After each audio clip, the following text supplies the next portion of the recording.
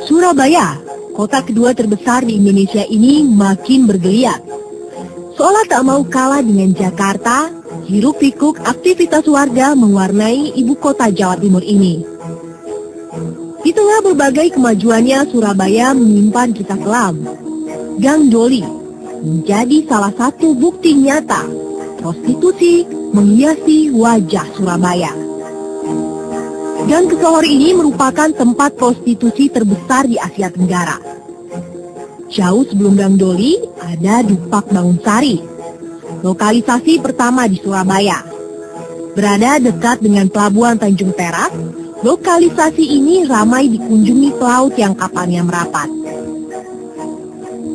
Berdiri sejak tahun 1965, Bangunsari menjadi lokalisasi terbesar saat itu. Namun situasinya kini berbeda. Bangunsari lambat laun berganti wajah. Jumlah PSK di wisma dan kafenya tahun demi tahun menurun.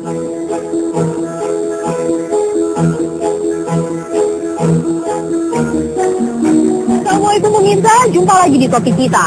Prostitusi, masalah sosial yang hampir tidak pernah berujung penyelesaiannya. Seperti di kota Surabaya ini, prostitusi seakan menggurita. Membumi hanguskannya hampir tidak mungkin, tetapi menguranginya adalah keniscayaan. Seperti yang dilakukan di lokalisasi Dupak Bangunsari, Surabaya.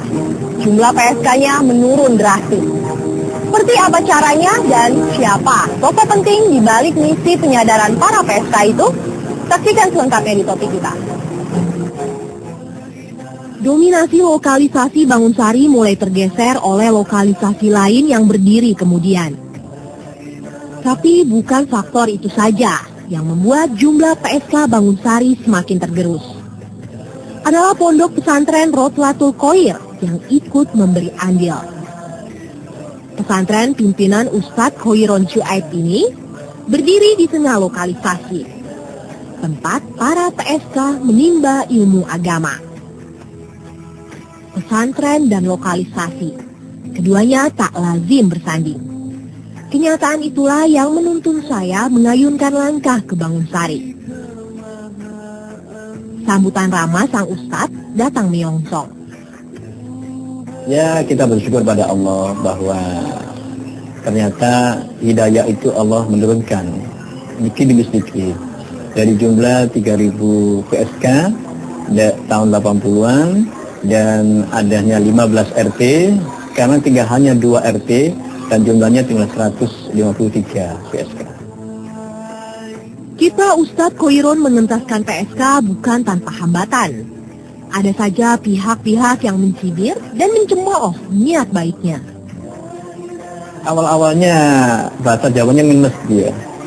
Orang mengatakan menyindir dengan bahasa yang sambil jalan. Allah percuma, mau dikasih pengajian toh, malamnya juga kerja lagi.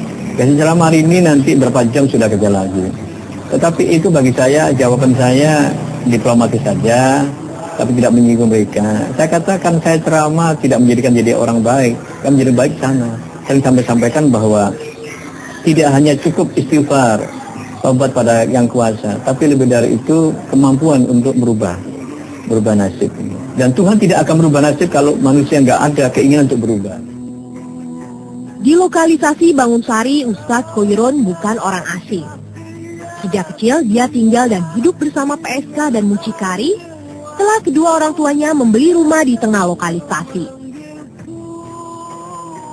Lama-kelamaan ayah Khoiron khawatir juga pada perkembangan anak-anaknya. Sehingga begitu lulus sekolah dasar, Khoiron kecil dan kakaknya dikirim ke pondok pesantren Tebu Ireng Jombang. Lulus pesantren tahun 1983, Khoiron melanjutkan pendidikan S1 di Fakultas Syariah IAIN Sunan Ampel, Surabaya. Jadi saya buka pintu ini sudah lokalisasi ini, sudah tempatnya depan, kanan, kiri, iya. Mengaji bersama di setiap hari Jumat menjadi kegiatan rutin yang digelar.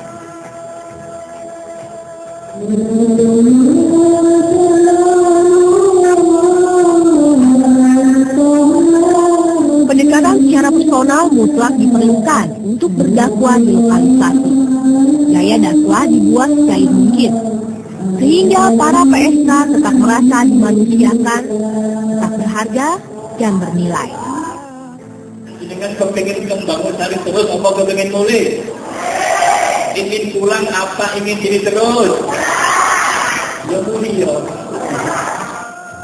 Seolah haus akan siraman rohani, PSK yang saya temui di sela-sela pengajian mengaku bersyukur dengan adanya pengajian di pondok pesantren ini. Sebut saja Willy.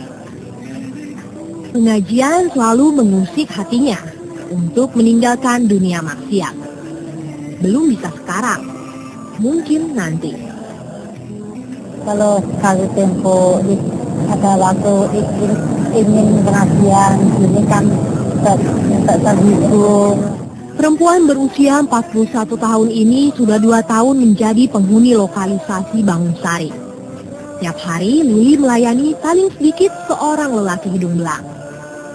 Tarik Ya enggak tentu begitu Pak. Kalau Pak LPG-nya itu orang satu ya 100.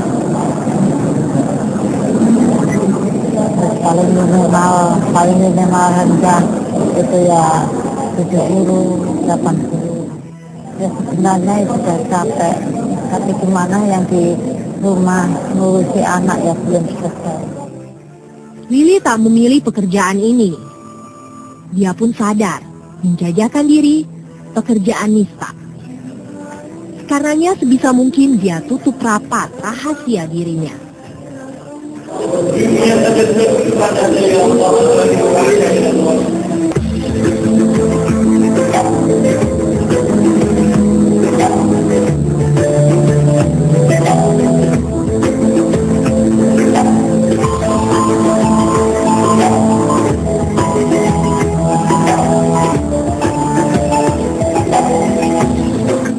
Anak-anak ini juga bagian dari lokalisasi Bangunsari.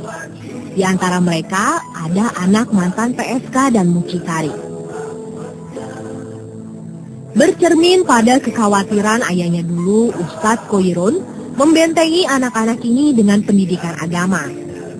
Tahun 1992 dia menyulap lantai 2 rumahnya menjadi pesantren dan panti asuhan Taman Pendidikan Islam Rotlatul Khoir. Kalian ngaji di TV Khoir, ngaji Al-Quran senang apa enggak? Yang senang tangannya muncul. Sementara pengajian bagi para mantan PSK dan mucikari rutin digelar selepas maghrib.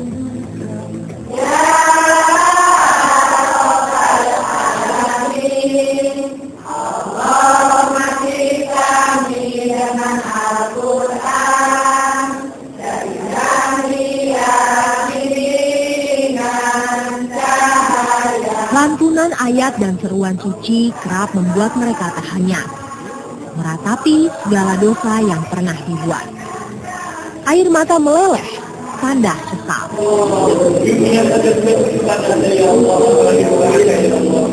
Allahumma ya Rahman ya Rahim, jadikanlah ya Allah taubat kami taubatan nasuh ya Allah, taubatan nasuh ya Allah, kami besar ya Allah, ya Allah beri sakit hati kami ya Allah, Allahumma ya Rahman ya Rahim, kami banyak salah ya Allah, kepada bapak ibu kami ya Allah. Kegigihan Ustadz Khoirun berdakwah lambat laun berbuah. Banyak PSK tergugah, berhenti melayani kencan lelaki hidung belang. Salah satunya sebut saja Rina. 6 tahun menjajakan diri, Rina pun akhirnya mantap berhenti. Awal-awalnya itu mencari uang untuk bayar pinjaman sama tetangga di rumah, terus untuk nyekolahkan biaya anak-anak saya. Ya. Suami di Kalimantan tidak pernah pulang. Itu siapa yang ajak sama kamu? Ada teman. Saya ya dijelaskan apa kerjanya, saya dijelaskan, tapi saya ikut aja. Gak tahu sih, padahal itu dosa. Meski telah bertobat, tetapi Rina masih tinggal di kawasan Bangunsari. Dia rutin mengikuti pengajian bersama rekan sesama mantan PSK dan mucikari. Masa lalu tak bisa diubah. Sesekali dia datang, membayangi masa depan. Begitu juga yang dialami Rina. Beberapa lembar pakaian mengingatkannya pada masa lalunya yang kelam. Mulanya kayak malu, takut, tapi namanya saya kan orang yang seperti ini ya, jadinya merasa malu sendiri, takut sendiri, sedih, nangis. Sepertinya apa saya bisa sedih juga. Kadang-kadang siang malam tuh, kadang-kadang nggak tidur, nggak bisa tidur. Kini Rina telah menikah lagi. Hatinya tertambat pada lelaki teman kencannya dulu. Sang suami tergugah pada sikap Rina yang tak meninggalkan sholat.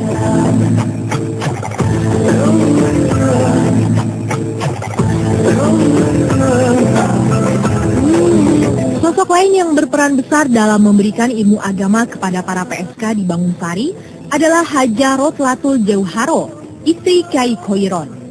Meski sempat dibakar cemburu karena sang suami berdakwah di lokalisasi, namun pada akhirnya Hajah Rotlatul justru ikut ambil bagian. Pertama kali saya nikah sama Pak Haji itu, ya namanya kita dari pondok ya, dari pondok Bangil, itu saya itu keluar langsung dinikahkan. Setelah itu, lah kehidupannya seperti ini dulu Pak Haji, saya tentu ya MT, ya apa ya di daerah sini itu, di daerah Bangunsari ini. Ya otomatis namanya perempuan ini kecemburuan itu ya sangat itu Pak, pasti ada gitu, pasti kadang-kadang ya menggoda ke rumah gitu. Itu Pak, namanya Pak Haji itu mulai dari sudah di sini, mulai kecil di sini, jadi sudah mentalnya sudah kuat.